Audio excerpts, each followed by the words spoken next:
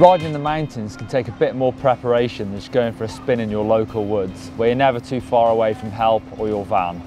So here are our top tips for kit to take when you're riding in the big mountains.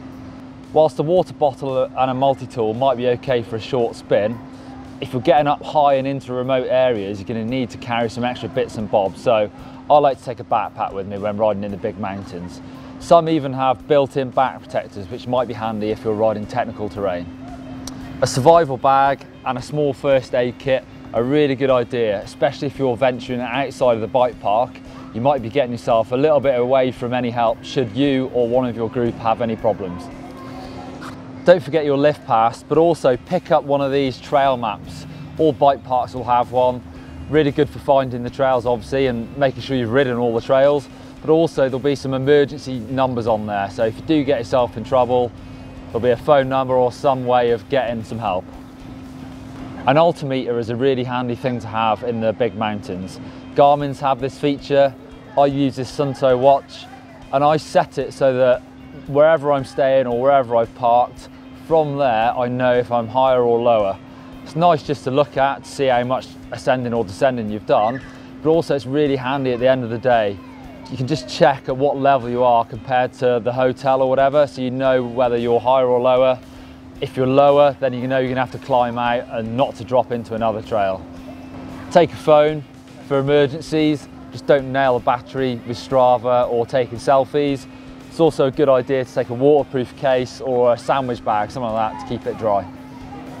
Take a little bit of cash with you, great for a little bit of food or maybe just an après beer. Take a jacket. Wearing layers is a really good idea in the mountains. You can go from being red hot to freezing cold in one day. Also, keep an eye on the weather. Check the forecast, but also just keep your eye on the sky. If you're up in the mountains, you tend to be able to see the clouds rolling in. I like to carry a few bike spares in my pack as well. Riding in big mountains can really shake your bike around and wear things out really quickly. So, a spare gear cable, really light. Occasionally you might fray a gear cable just from the mech bouncing around on the bump, so chuck one of those in your backpack. A spare mech hanger that's specific to your bike. You're not likely to find someone else with the same spare, so it's definitely worth chucking one in yourself. Also some spare brake pads. If you're riding really long downhills, they can wear out really quickly, especially in the wet.